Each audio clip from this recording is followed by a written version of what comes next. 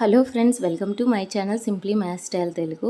ఈరోజు వీడియోలో ఓల్డ్ షర్ట్ని యూస్ చేసి కిడ్స్కి టాప్ అనేది ఎలా కటింగ్ చేయాలి, ఎలా స్టిచ్చింగ్ చేయాలనేది చూద్దాము. ఇది 6, 7, 8 ఇయర్స్ పిల్లల వరకు కూడా ఈ టాప్ అనేది ఇప్పుడు నేను చూపించే మెజర్మెంట్స్తో కట్ చేసి కుడితే సరిపోతుంది.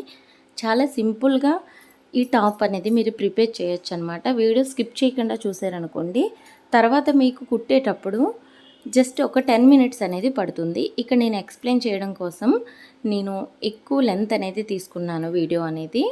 బట్ మీరు ఒక్కసారి స్కిప్ చేయకుండా చూసారనుకోండి, చక్కగా క్లియర్గా ప్రతి పాయింట్ అర్థమయ్యి మీరు కుట్టేటప్పుడు చాలా సింపుల్గా తక్కువ టైంలో కుట్టడానికి వీలుంటుంది. ఫస్ట్ ఏదైనా ఒక ఓల్డ్ షర్ట్ని తీసుకోండి. తీసుకున్న తర్వాత దాని యొక్క హ్యాండ్స్ అలాగే కాలర్ కూడా కట్ చేసేయాలి. ఫస్ట్ బటన్స్ అనేవి పెట్టేయండి. అలాగే కాలర్ ఉంది కదా, దాన్ని కూడా మనం కట్ చేసేస్తామన్నమాట.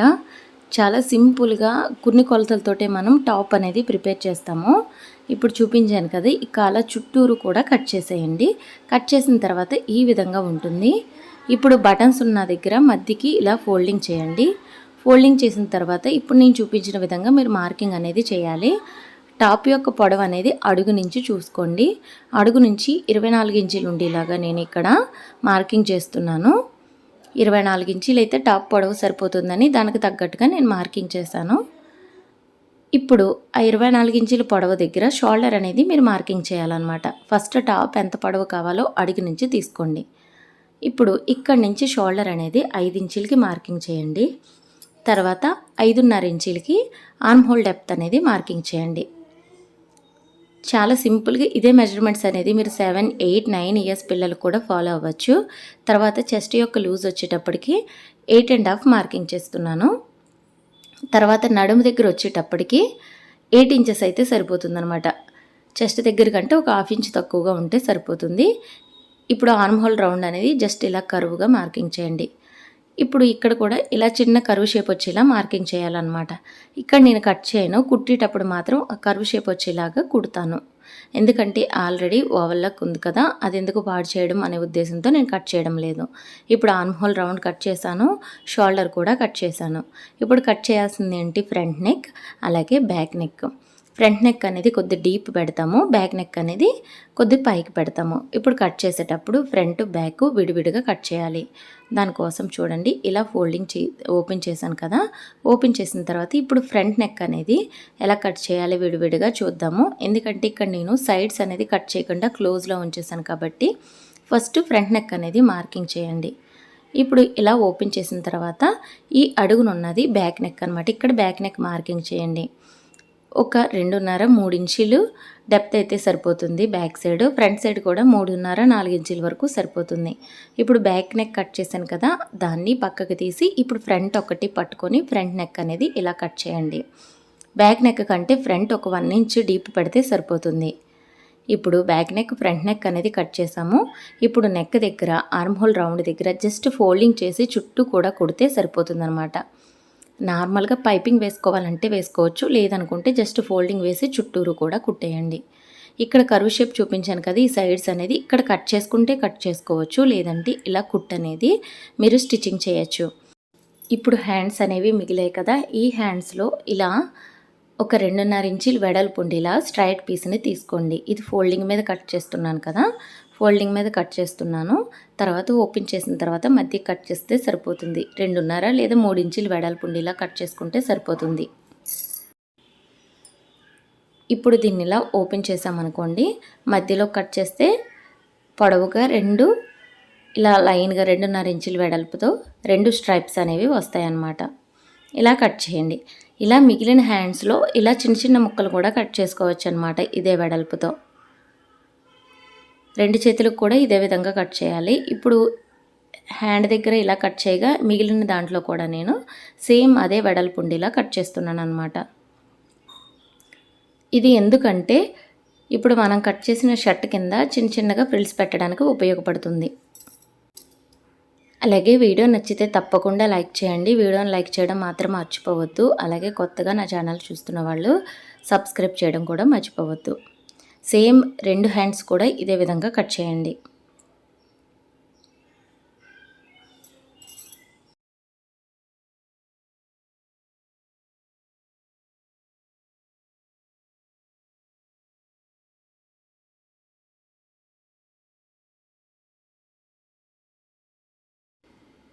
ఇప్పుడు చూడండి, షోల్డర్ దగ్గర neck round, arm whole round కూడా ఇలా చిన్నగా ఫోల్డింగ్ చేసి కుట్టేయాలన్నమాట. చుట్టూరు కూడా ఇలా ఫోల్డింగ్ చేసి కుడితే సరిపోతుంది.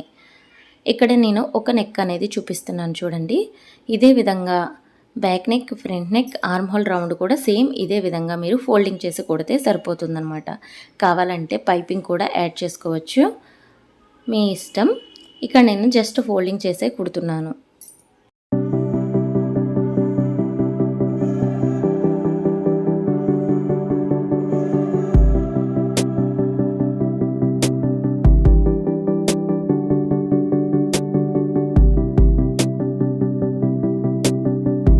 ఇంచులు వెడల్పుండిలా ఇలా క్లాత్ని కట్ చేసాం కదా, ఈ క్లాత్ని చివర్లు ఇలా జాయింట్ చేయండి. జాయింట్ చేసిన తర్వాత ఇలా పొడవుగా వచ్చిన ఈ స్ట్రైప్ని ఒకవైపున ఫోల్డింగ్ చేసి చివరి వరకు కూడా కుట్టేయండి. దీన్నే మనం ఫ్రిల్స్ పెట్టడానికి, టాప్కి ఫ్రిల్స్ పెట్టడానికి యూస్ చేస్తామన్నమాట. అది ఎలాగో చూద్దాము.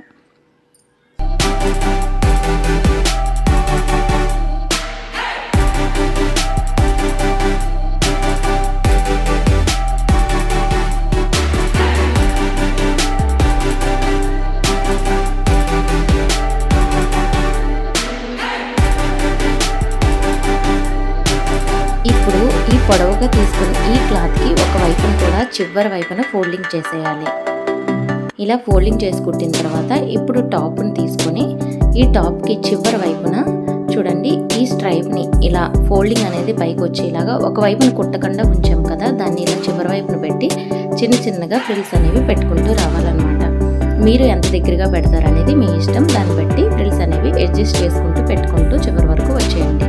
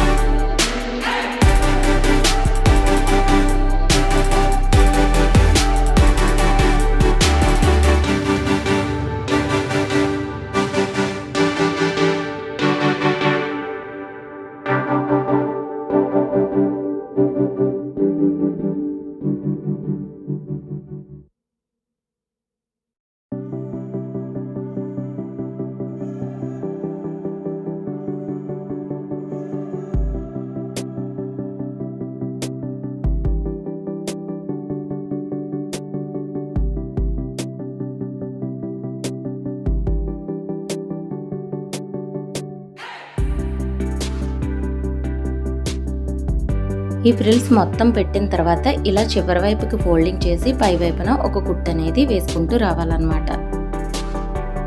ఇలా చివరికి ఫ్రిల్స్ అనేవి ఫోల్డింగ్ చేస్తాము, దానిపైన ఇలా కుట్టు అనేది వేసుకుంటూ రావాలి. అంతేనండి, టాప్ అనేది రెడీ అయిపోయినట్టే.